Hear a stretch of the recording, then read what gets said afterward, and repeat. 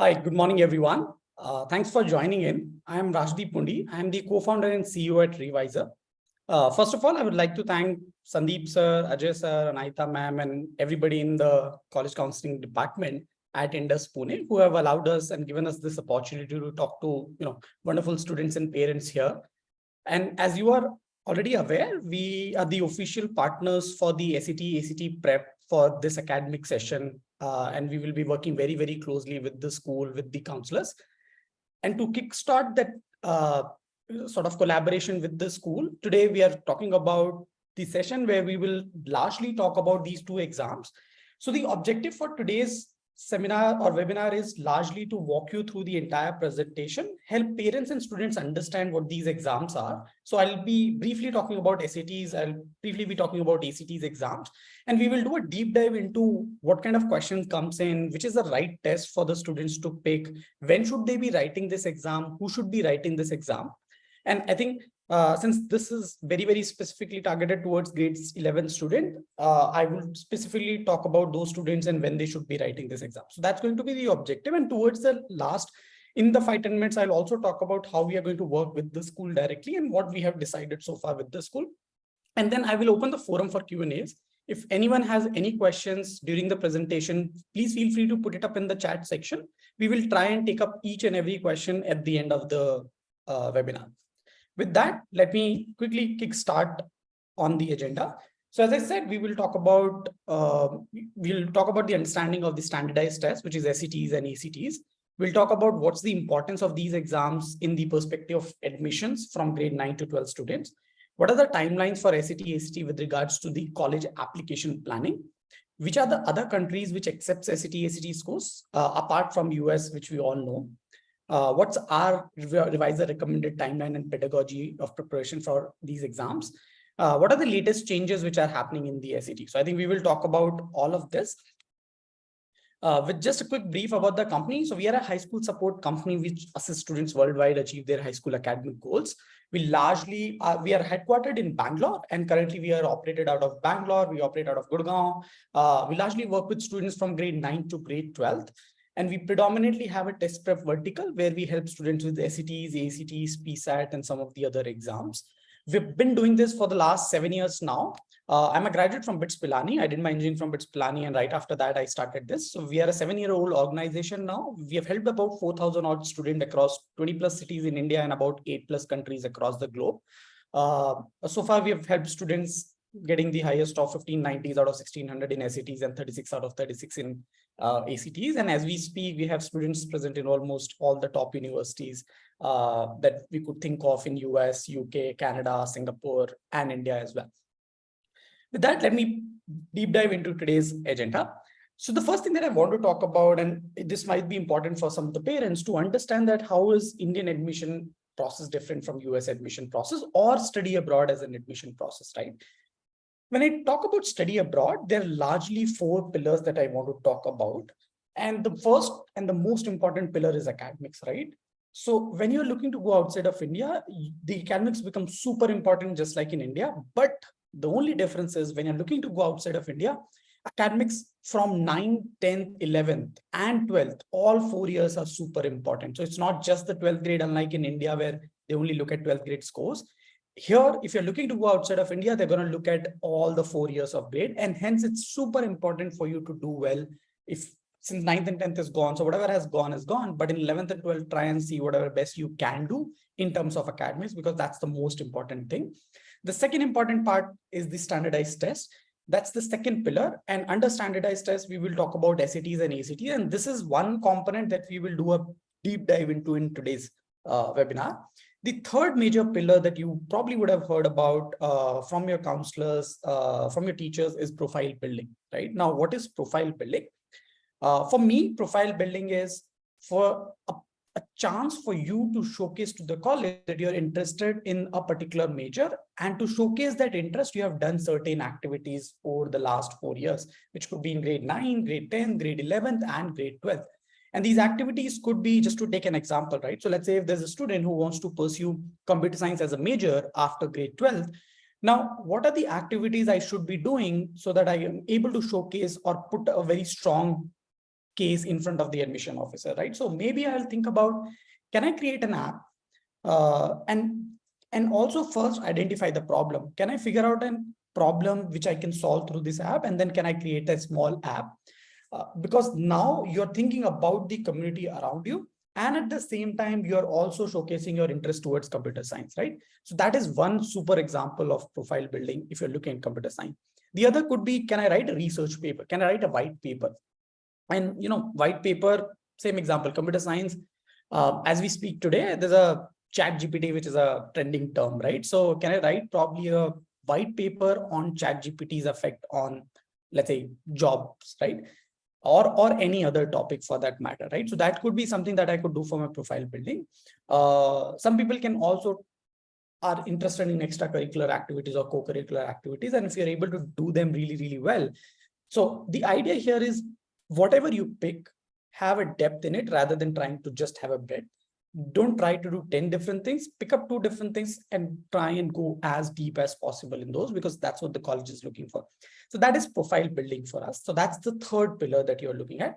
The fourth pillar that I talk about is the college application, which largely happens in grade 12th, which basically includes finalizing your major, shortlisting of universities, then applying to college through the essays. So there are a lot of essay writing which is involved. And then there is letter of recommendation, right? So you will get the letter of recommendation from the school or anyone who you have worked with in the past. All of that is a process that comes in grade 12. So there are 4 larger pillars that you will look at if you're looking to go outside of India that you really need to have an eye on. Academics is first. Standardized test is second, profile building is third, college application process is fourth. Out of this, the first 3 you have to focus when you're in grade 9, 10th, and 11th. The last one you have to focus when you're in grade 12th onwards. With that, let's deep dive into the standardized test and let's pick up the first step that we want to talk about, which is digital SAT exam. I'm sure most of you are aware. SAT starting this year from March onwards is a digital exam now. So it's a digital format. That means it's happening online, but you still have to go to an exam center and write this exam. And hence it's called digital SAT. The exam duration is about 2 hours, 14-minute test. This exam is conducted by an organization called College Board. And College Board is a US-based organization, which is a not-for-profit organization. The exam actually happens 7 times a year. Please note that that's an important information. So the next one is in August, then there is October, then there is November, then there is December, you have March, you have May and June. So these are the 7 days when these exams can happen. You are allowed to take this exam as many times as you want. However, we recommend that 2 is an ideal number. Don't look beyond 2 as a number, because there are certain set of universities which allow you to super score. Now, what is that? When I say super score, let's say you can take the English from one exam and maths from the other exam, and that becomes your super score. And hence, when you're writing it twice, generally your super score will always be better than your regular score, right? And hence it's recommended that you should be looking at writing it twice, if not more, right? So that's the number of attempts and that's the number of options available for you to write it.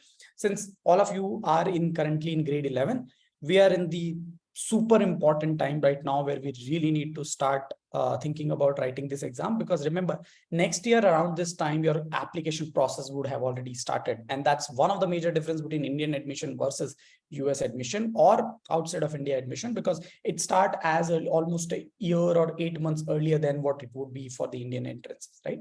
And hence right now is the important time for you to start working on this. They're largely testing you on 2 different sections, math and English. And for both, we have already covered most of the content because that's only up until grade 10th level of math. It's required by most US colleges, and it also helps in many other geographies. Why I said it's required in most US colleges, because if you have started doing some bit of research, you will realize there are generally 3 categories of universities. The first set of university, which will say submit all your scores. The second set of university, which will say submit the best score. And the third set of university, which will say submit the best super score. Additionally, you probably would have heard 3 terms: SAT optional or test optional, test blind, test mandatory. Any university which says test mandatory, you have to write the exam for this. You cannot apply to that university without writing these exams. Any university which is test blind, you don't have to write this exam. All universities in California are test blind. That's it. Those are the only universities which are test blind. And then the third term is test optional, And there are some university which comes out and says they're test optional. And this is a new term which came out largely during the pandemic because there were a lot of countries which could not conduct the SAT exams. However, from the India, based on all the data that we have in the last 3 years, any university which is test optional prefer to have the SAT scores. So if it is test optional or test mandatory, you should definitely be writing these exams and submitting your scores. If it is test blind, you anyways don't have to focus on this exam. Now, what is the digital SAT, right? So the new digital SAT is adaptive in nature. That means depending on your performance in first section, your next section gets decided. And this is super important. So there are two sections, English and maths. In English, you have two modules, module 1 and module 2. In maths, again, you have two modules, module 1 and module 2.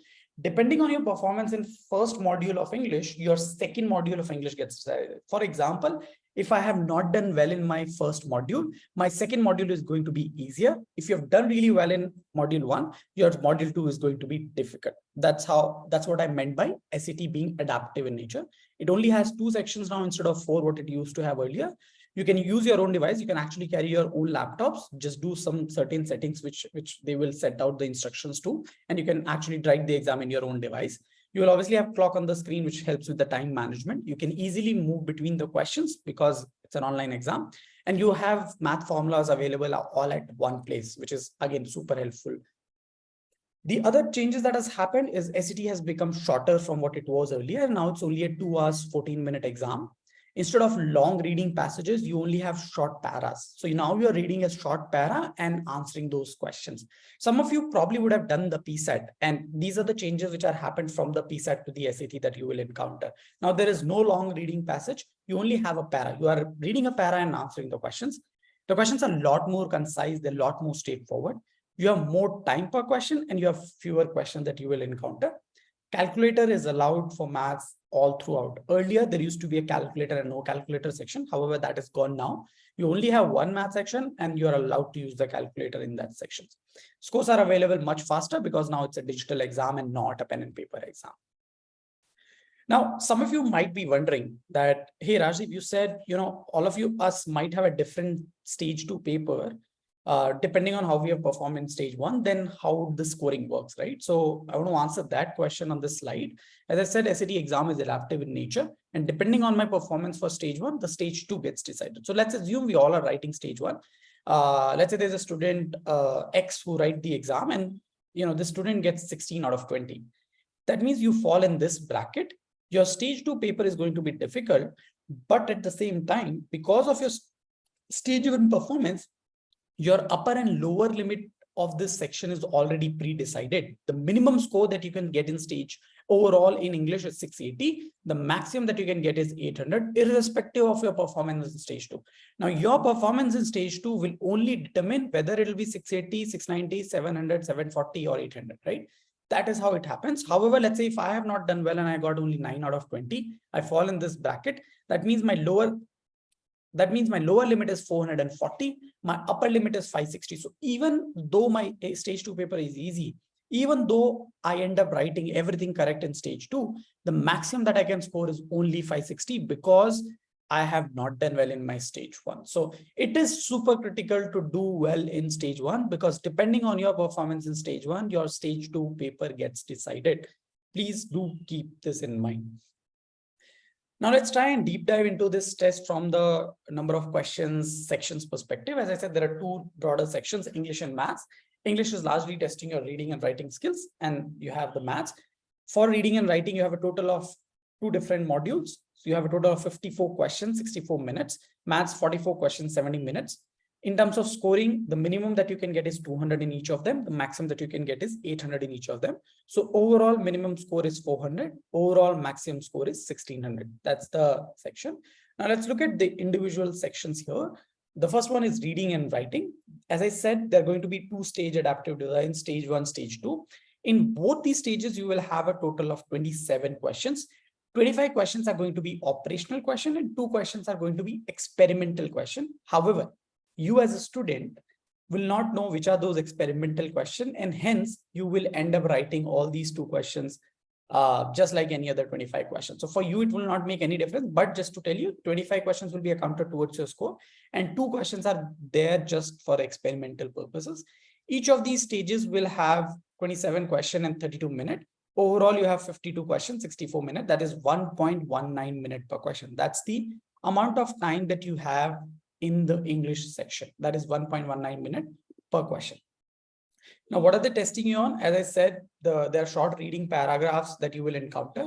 The questions are focused on 4 content domains that we will see on the next slides. The test is largely divided into 2 modules, stage 1 and stage 2.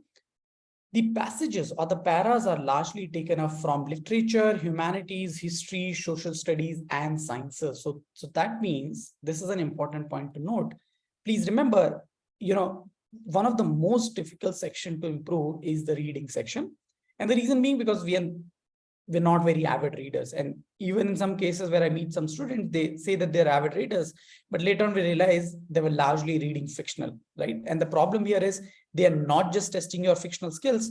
You have to be good in different areas like literature, like history, social studies, humanities, and sciences. So one of the advice that I will have for all the students here, please start reading and at least read 1 or 2 articles a day. You could pick up Wall Street Journal, you could pick up articles from Washington Street. I think these are the few places where you should pick up these articles because it is super important for you to make sure you are reading articles from different genres and not just one style of question. Now, in terms of the 4 content domains, they're largely testing on craft and structure, information, and ideas, which is largely broadly categorized and testing your reading comprehension skills. How well can you comprehend the information given and figure out the answer? The next 2 are the standard English convention and expression of ideas, which are predominantly based on your understanding of the grammar rules. How well have you understood the punctuation, usage, sentence structure, and so on and so forth. So this is a combination of the reading and the writing section per se. When you look at the math section, again, just like English, it is a 2-stage adaptive test design. In both these stages, you will have 22 questions, 20 questions which are operational questions and 2 which are experimental questions.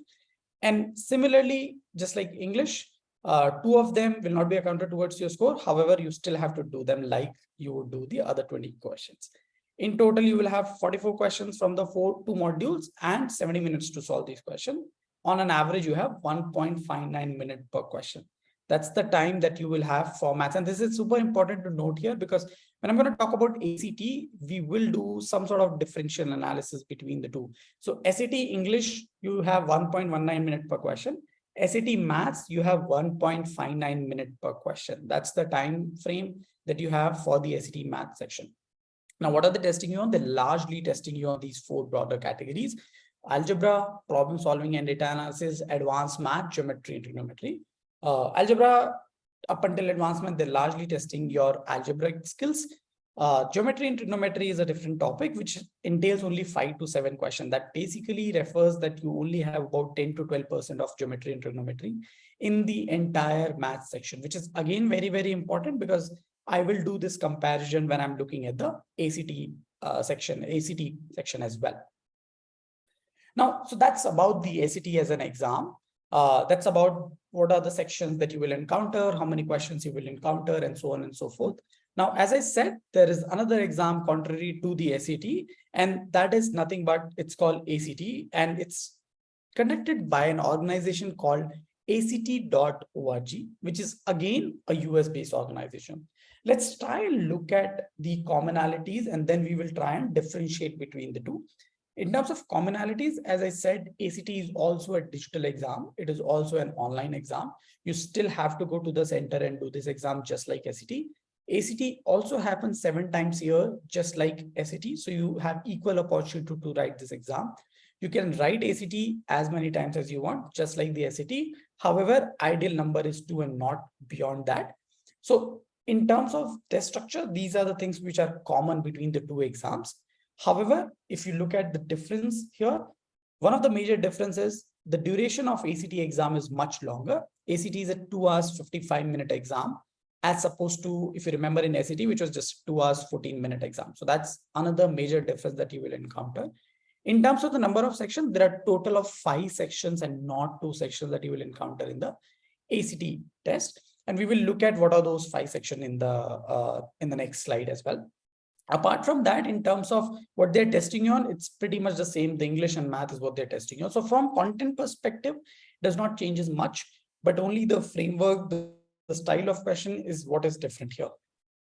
Now, as I said, there are 5 sections. These are those 5 sections that you will encounter. The first one is English, which is very, very similar and testing your grammar skills. You have a total of 45 minutes and 75 questions. For maths, you have a 60-minute and 60 question. For reading, you have 35 minutes and 40 questions. Science as well. And they are scored on a scale of 1 to 36. That's another difference between SAT and ACT. SAT is on a scale of 400 to 1600. ACT is on a scale of 1 to 36. That's the other difference between the 2 exams. Some of you might have a question here saying, hey, Rajdeep, you know what? There's a science here. Do I need to write this? I mean, do I need to have a science knowledge? Some of parents and students comes to me and say, hey, you know what? We want to go for a STEM major. So maybe we should be doing ACT, right? Because they're testing the science as well. So let me break that myth here. When you're looking at the science section, there is no science as such. It's predominantly a reading section. You are reading science-based passages and answering the question. So please note, you don't have to have a science knowledge or a science background to solve the science questions. It's largely the reading section that you're largely focused on. So that's something that you please do note if somebody talks to you about the ACT science. And then there's an optional component, which is an essay component. You could write this essay if you want. You can skip it if you don't want. However, please note, it is not affecting your overall score. There is a separate scoring for the essay, and essay is scored on a scale of 2 to 12 points. So it's completely different from the regular ACT scoring. Now let's look at individual sections. So for English, as I said, there are a total of 75 questions and you have 45 minutes. That means you have roughly about 36 seconds per question. If you remember, in SAT, we had 1.19 minutes per question. So you hardly have 36 seconds per question here, which is 1/3 of the time that you have in almost in the SAT. So that means you have to be really, really quick if you want to write the ACT exam. Though the questions are going to be simpler, but you have less time to solve these questions. So you really need to figure out which is an ideal test for you. Are you somebody who is okay with difficult question and more time, or you're someone who needs an easier question and you are okay with less time as well, right? That's one of the major difference between the SAT versus ACT, apart from ACT being a longer exam as opposed to SAT. What are they testing you on is exactly the same. There is usage and mechanics and rhetorical skill, which is largely testing your grammar skill, the grammar, the punctuation, sentence structure, and so on. Then the second section that you will encounter is ACT maths. You're allowed to use the calculator, just like SAT, no difference there. 60 minutes, 60 questions means 1 minute per question. And again, you have to be really, really quick. SAT, you had 1.59 minutes per question. Here, you only have 1 minute per question. So you have to be really quick, even in the ACT maths section. What they're testing you on is predominantly the same thing. You have algebra, geometry, and trigonometry. However, you will notice one difference here. There are almost about 25 questions, which have been 23 to 25 questions, which are taken from geometry and trigonometry. That means almost about 40% of it is geometry and trigonometry, unlike SAT, where there is only about 10 to 12% of geometry and trigonometry. So that becomes another differentiating factor when you're deciding which is the right test for you. If in case as a student, you don't like geometry and trigonometry, you may want to look at SAT. However, if you're okay with geometry and trigonometry and not really a good fan of algebra, you might want to look at ACT. So that's another differentiating factor that you will encounter between these 2 exams. The third section is ACT reading, very similar, 35 minutes, 40 questions, almost about 52 seconds per question. So very similar to the SAT English, I can consider this. However, there is one difference here. Instead of paras, you have the entire passages. So you will have one full passage and you'll have 10 questions related to each passage. So you'll have a total of 4 passages. And all those 4 passages are taken from prose fiction, social science, humanities, and natural sciences. So again, same thing. Just like SAT, you have to start reading articles or topics from different zones, because that's what will really help you if you really want to do well in terms of the reading section, right? Now, the last section that you will encounter in ACT is the science section, where you have 35 minutes and 40 questions, very similar, 52 to 53 seconds per question. As I said, there is no science involved per se. You are reading the science-based passages and answering the question. However, they're largely testing you on these 3 categories. The passages divided into data representation kind of passages, where the data is given to you. You have to read the data, interpret the data, and answer the question. The second is a research summary kind of passages where someone would have done a research. They would have presented the summary of that research along with the data points. Now you have to read the summary of the research, the data points, and then answer the question. So obviously it's a lot more lengthier than data representation passages. The third kind of passages that you will encounter are conflicting viewpoint passages. Now, what are these? So they will, let's say there are two different people who have presented their own viewpoint on any particular topic. Now that is presented on the passage, and now you have to read the two conflicting viewpoints and answer the question. So that those are conflicting viewpoint passages, and they are the lengthier of all the different categories of passages that you will encounter in the ACT science section. So that's about the ACT science. Now we've seen a lot of differences here, right? So we have seen how they are different in terms of length of the exam, how they're different in terms of how quickly you have to do the ACT exam, how they're different in terms of more of geometry and trigonometry in the ACT versus SAT. Now, these are some of the differences that we have talked about, but I think it's difficult as a student still to figure out which is an ideal test for you. And for that, what we generally do is we recommend a diagnostic test to every student. What we say that if you are very, very clear, that you would only want to write SAT, and one of the reasons for that could be this, right? SAT is acceptable in US. It is also acceptable in almost about 40 universities in India. It is also acceptable in Canada, Singapore, Hong Kong, Australia. However, ACT, on the other hand, is very, very US specific exam. It's largely known in the US per se. So if as a student, you're very, very sure you want to go to US, then you can decide between the two exams. However, if you want to explore the other geographies as well, and you're not very 100% sure about the US, then you may want to stick to SAT. So that's one of the differentiating factor that will help you to take a call between SAT versus ACT. The other thing, if you're still confused between the two, what we are going to do is we will be sending out a mail. We are doing the recording of this webinar as well. So we will be sending out a mail to the school where you will get a recording of this entire webinar, which you can go back and walk through again. And for also the people who could not join us today. Second, we will also be sharing a free diagnostic test link where every student can go on our platform and attempt a free diagnostic test for SAT. So it's a 2-hour, 14-minute test. Tomorrow is a weekend. You could probably attend this exam tomorrow if you would like to. And post that, we will have a one-on-one session with each and every family, and we will help them understand how much have they scored, what they have scored, and what they need to do in order to improve as well. So that is something that we do from our side, and that we will be doing with all the students of grade 11 at Indus Pune as well.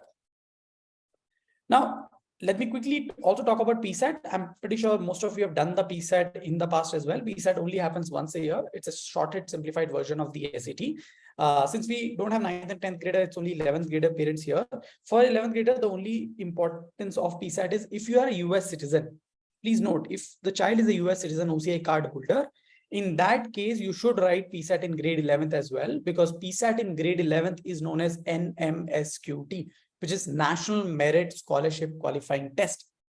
So if you are at grade 11 and you are a US citizen, please do PSAT in this year, which will happen only once a year. And you can reach out to the school and they'll be able to help you out when it'll happen, because different schools opt for different time slots.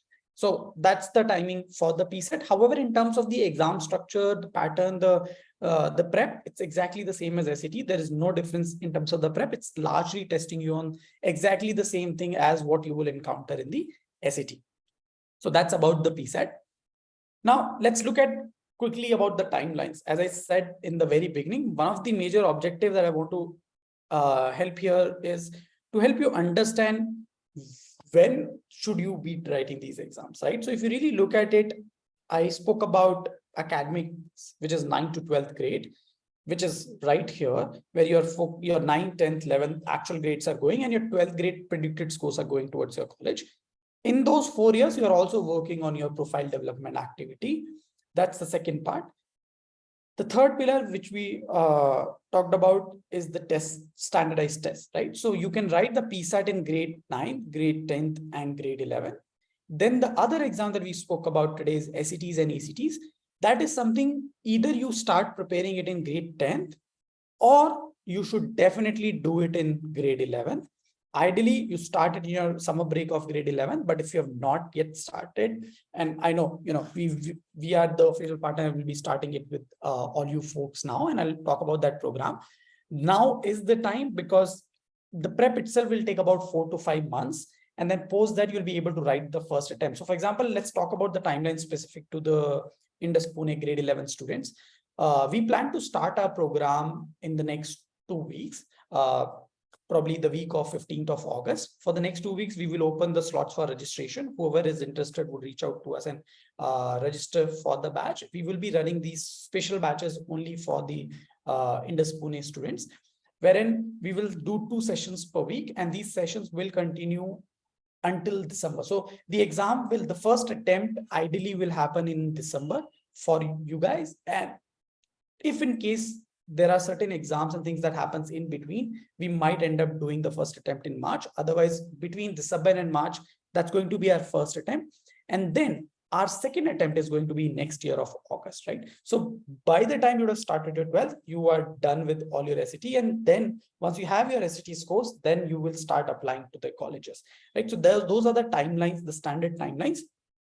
As I've said in the beginning, there are a lot of universities in India which are accepting SAT scores. So don't just be worried that, hey, you know what, I'm not very sure about US at this point of time. I might end up applying to India, which is completely fine. There are almost about 42 universities as we speak today, which are accepting SAT scores. Ashoka, Zim Premji, Flame, Kriya, Manav Rachna, Shivnadar, Plaksha, and so on and so forth. So these are universities, some of the top universities in the liberal arts section, which are accepting SAT score now, even in India. With that, let me walk you through. So we have covered all the different tests that we wanted to cover. We have covered the different testing timelines. I want to talk about the programs, how we are going to run it with the school. So we largely divide our program into 4 different phases. We call it phase 0, phase 1, phase 2, and phase 3. Phase 0 is about doing a diagnostic test. As I have already discussed during the webinar, the idea here is to figure out what is the right test for the student. The idea is also to figure out what is the starting point of the student. Are we starting at 1000? Are we starting at 990, 1300? Where are we at this point of time? And third, it also helps the child to understand what kind of test are they looking at? What kind of questions can they expect in exam? That's the phase 0, which we plan to cover up in the next 8 to 10 days. Then we move to phase 1. Phase 1 is where there is live online tutoring happening. So we will be delivering this entire program live online. It will be happening with the faculties. You will have 2 sessions every week. One session would be for English, one session would be for maths, and both these sessions would be a 2-hour-long session. We have not decided the days yet. You will have a weekday batch option, and you will also have a weekend batch option, because we plan to have not more than 14 to 15 students per batch. So we plan to at least run 2 different batches, but depending on the first come first serve basis, we will be able to allow you to opt for the weekday or a weekend batch. So for example, we might have a Monday, Wednesday batch where Monday would be English for 2 hours, Wednesday would be maths for 2 hours. We will have a weekend batch, let's say Saturday, let's say 11 to 1, you have an English, and Sunday 11 to 1, you have a math session. That will continue to happen for almost about 2 months. This is the phase where you're learning reading, writing, and maths concepts, strategies, techniques with the faculty. Every 2-hour session which a student is spending in the class, they will also have to do another 2 hours of assignment at the background. So for every session of 2 hours, there's a 2 hours of assignment that the child has to do, because that's what we will be discussing in the next session as well. So it is mandatory for every student to do those assignments. You're looking at about 4 hours of sessions and 4 hours of assignments. So about 8 hours of time commitment across the week is what we are looking at towards this for the next 2.5 months. That's the first phase where you're learning everything. Once this gets over, we move to phase 2. Phase 2 is the time where we would be doing sectional tests with the student. This is also the time where we assign a dedicated mentor to every student. This mentor will look at student performance in each of these, say, phase 1 assignments and figure out the areas where they have done well and the areas where they have not done well. From phase 2 onwards, our program become a personalized program, because we will be talking to each and every family individually with a personal mentor attached to them. While all of this is happening, they will continue to have the session, and these sessions, now they are solving sectional tests, right? The idea here is you've learned individual techniques and strategies. Now you move to the next part where you are doing the sectional test together. Once phase 2 gets over, we move to phase 3, which is largely about the full length test, where you are doing at least 10 to 15 mock tests before you write your final exam. All these mock tests will happen like in the same exam environment. We would define the time slots. Every student will join the sessions at the same time. It will be a proctored exam in the online environment where every student has to write this exam. And right after they're done with the exam, they also get a detailed report saying what areas they've done well, what areas they need to improve. And they will also have a parallel sessions which are happening with the faculties to make sure they're discussing all these doubts with the faculty. All of this is happening on our personal platform. We have a platform where the students will get almost about 1,000 plus practice questions for English and maths. They'll get about 10 sectional tests. They'll get about 15 to 20 full length mock tests for them to attempt, which is in the actual SAT digital SAT framework environment. They will also get concept videos. So for example, if a student has missed any class, we also have concept videos available for them, which is also there for revision. If they want to come back and revisit any of the concepts at any point of time, they can go back to these concept videos, which are readily available at the fingertip for them to go back and look at. That's the overall platform that they will get along with the one-on-one, along with the sessions with the English faculty, the maths faculty, and one-on-one mentorship. So this is what students will get. It's a highly customized program. The phase 1 is happening in group, but post that phase 2, phase 3, there's a personal mentor, which will be working with the student individually. We would be creating a personal WhatsApp group with every family where all the minutes of the meeting with the mentor will be shared with the parents. We actually appreciate if parents also join those meetings because they can help us and give us inputs in terms of how much time child can really spend towards this prep. So it's more of a collaborative process between the parents, the student, and us as an organization. And we will also be making sure that all this information is shared with the school since we're working with the school as well. So I think that's how the overall program is going to be conducted for all the folks who are planning to register with us. Yes, if you have any questions, I would be happy to take up those questions now. I would first take up the questions which are already there in the chat section. However, if there are more questions, please feel free to put it up in the chat section and we'll come back and start doing these, taking up these questions more.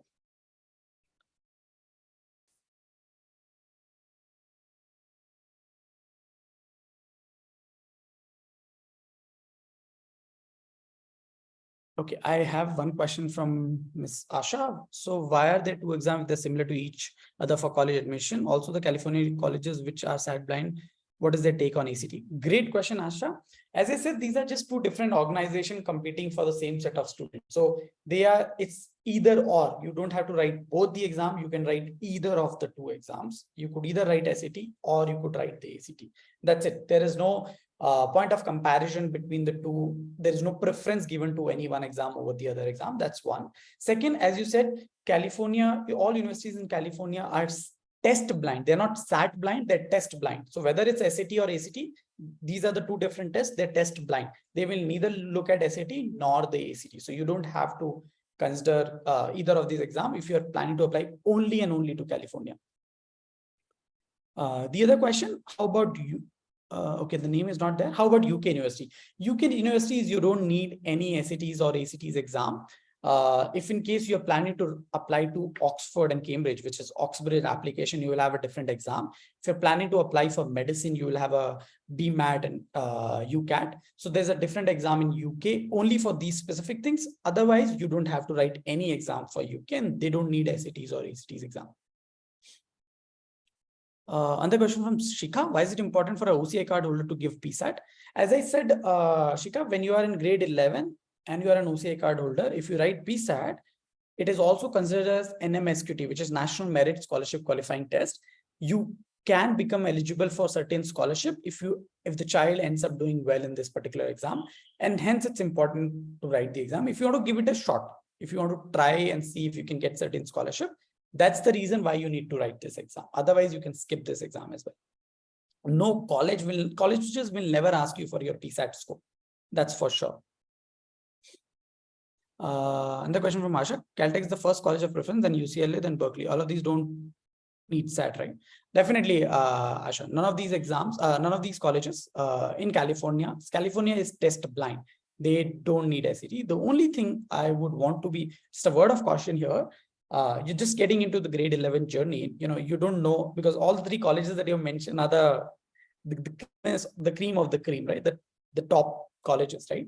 And when you're applying, you will always have to have some level of safe universities so that you will get certain admission in some universities, right? Because these are highly competitive university. I'm sure student will get, but if in case they don't, then what, right?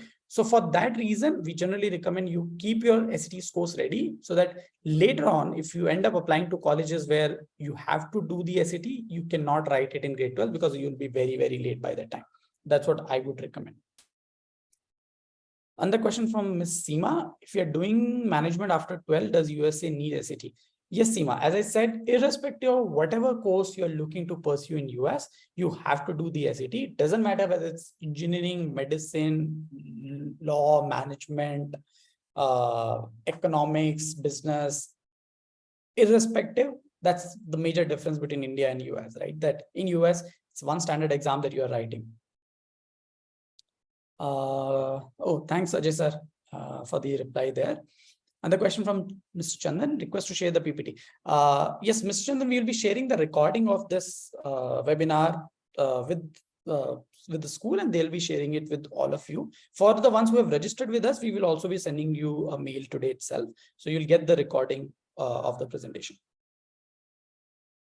Ajay sir, there's a question for you from Parnika. Okay, you have already. Yes, we do conduct. So just for everyone else, at Indus Bangalore, at Indus Pune, we do conduct the PSAT in school. Ajay sir has just confirmed. Another question from Mr. Siddesh. What are the requirements to give the diagnostic test? There is no requirement, Siddesh. We will be sending you a link today. You can go and register on the link and go ahead and write the diagnostic test. There is no requirement at all, because the English and maths that you probably would have seen is only up until grade 10th level maths. So you don't really, the idea is just to figure out where you are, right? So you can go ahead and write it without any prep. And the question from Sachin, do we need to write PSAT in grade 11? Sachin, only if you are a US citizen. If you are not, then there's no point of writing it in grade 11th. Vedant, does doing SAT give an advantage like a scholarship for other countries? Definitely, Vedant. If you end up doing well in SATs, countries like Canada, countries like Singapore, Hong Kong, Australia, you can submit your SAT scores. And if you have done extremely well there, you have a chance to get certain scholarships from there.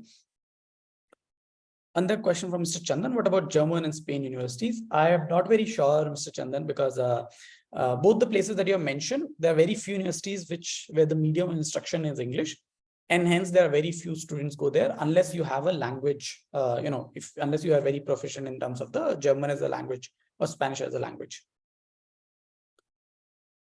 Another question from Mr. Chinmay, do I need to give an AP exam while applying for SAT blind college like the ones in California? No, Chinmay, as IB students, I don't think you need to write the AP exams. You don't have to write at all. You should be looking at the SAT. And as I said, if you're 100% sure that California is the only place, then you can skip the SAT. But generally, it's very difficult to say that as early as grade 11. I would still say be ready with your SAT scores when you start applying next year.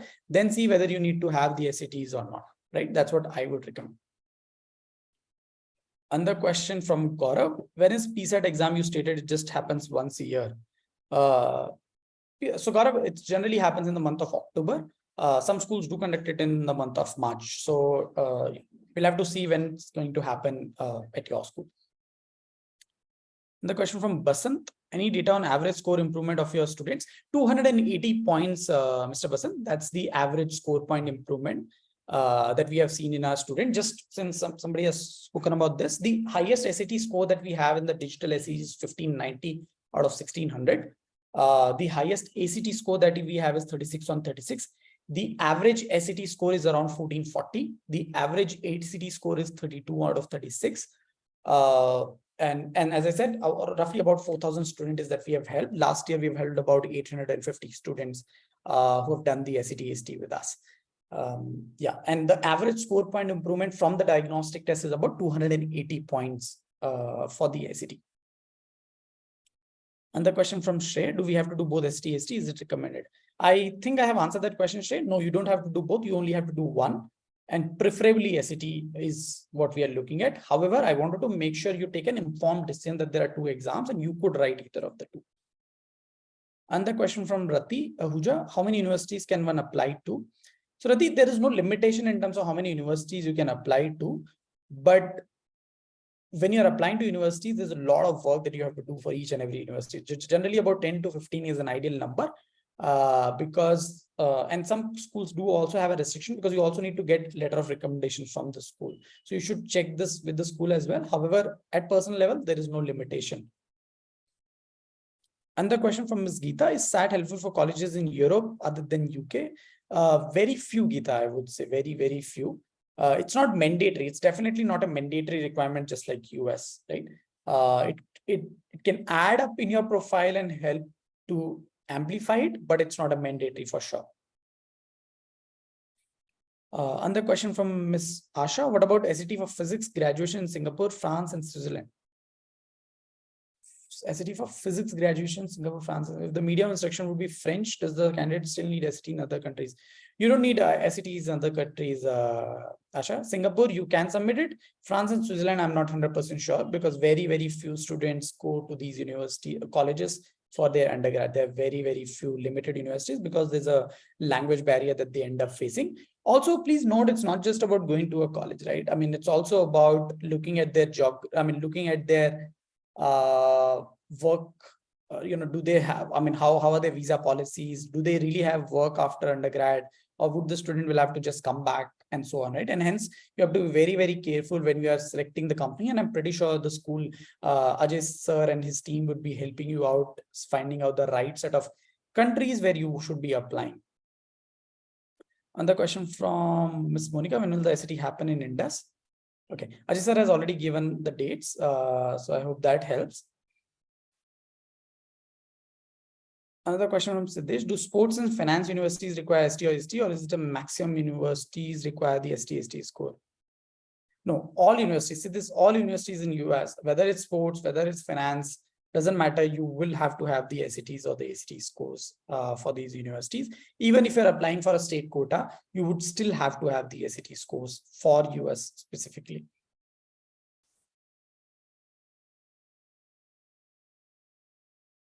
Perfect. That's the question from Siddesh. Another question from Seema, if you're giving ST in March 2024, then when to join SAT classes? You should be joining immediately, Seema. As I said, it generally takes about anywhere between 4 to 6 months for one to be prepared for SAT.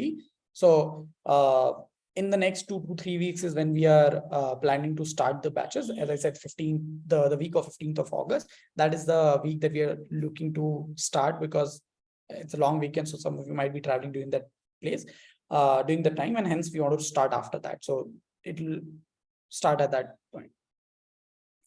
So this is a question from Rajdeep. Rajesh sir, Rajdeep, have you shared the fee details with student? No, sir, we have not shared the fee details with the students. If you want, I can share it. If you want, we can send it over the mail. Please let me know if you want me to share. I can share that as well. Parnika, another question. After 15th August, when is the next batch scheduled to start? So we haven't finalized the date yet. It will all depend on the number of students we will have for those batches, and accordingly we will start the next batch, right? So initially we plan to start 2 batches. The first one, Ritvik, if you are on the call, can you please drop your numbers in the chat section so that everybody can have your number? They can reach out to you right after this. Yes. Okay, everyone is asking for the fee details. So I think we have great news there as well. So if anybody would have reached out to you so far, I mean, so we actually had, I think, a couple of students in the past who have done with us. So our fees in general for everyone is 80,500 plus GST. However, because now we are official partners with the school and with so we have worked out a special discount for the students of only Indus Pune, and we are going to launch this program only at 50,000 plus GST. That's going to be our fees, and that's the fees for the next 2 attempts. Whether it happens in next year, May, whether it happens in next year, June, we will continue to provide you the support for the next 1 year or the next 2 attempts, whichever one is earlier. So 50,000 plus GST is the entire program fees, wherein we will be offering this program for the next 2 attempts. So everybody will have a support from our side for the next 2 attempts. That's going to be the fee structure. With regards to the program details, I have already explained that, but if in case you have any questions with regards to how the program will work, feel free to reach out to us. Ritvik, he heads our admissions department. He has dropped his number here. Please feel free to drop him a WhatsApp message or give him a call straight away, and he'll be happy to answer all the questions and help you understand, what are the next steps. So for the next step, what we will be doing is, for all the parents and students who have registered for this webinar and have attended, we are going to share a mail with you in the next 1.5 hours. The mail will have the recordings from the today's webinar for you to go back and look at it. The mail will also have the fee structure that we have just spoken about. The mail will also have the entire program details that we're going to run. And we will also have the consent form, right? So we'll also have a consent form. If in case you're interested, you should reach out to us and fill up that form. And once you have filled up that form, we will reach out to you. For all the folks who have registered for today's webinar, you will get a call once from our side just to understand if you're interested. If you're interested, we'll take you in. If you're not interested, it's completely fine, and we will move forward with the next student. That's the next step that we are going to follow. Ajay sir, do you have anything to add to this, what I have said? No, Rajdeep, you've covered it very, very well. You've given all the information about universities and the acceptance of SATs within the US and outside of the US. So thank you so much for this detailed presentation. Please do share, details of the presentation and the fee detail and the dates when the program is going to start, so that we could share this out with the entire community and as many students can reach out and benefit from this excellent program. Thank you. Thank you so much. Thanks, sir. Thanks. Before we wrap up, I would like to again thank Sandeep sir, Ajay sir, and the entire team who have given us this opportunity to talk to all of you guys. I hope it was a informative session. Doesn't matter whether you sign up or not, but I hope you probably would have gotten some clarity about these exams. And going forward, you will end up taking an informed decision which is the right test for you and when should you be doing it. Thanks everyone for joining in. It was amazing talking to each one of you, and I think thanks for all the questions and queries that you have put forward today. Hope to see you guys very, very soon in the sessions that we will be conducting. Thank you. Thank you, Rajdeep. Thank you so much. Take care.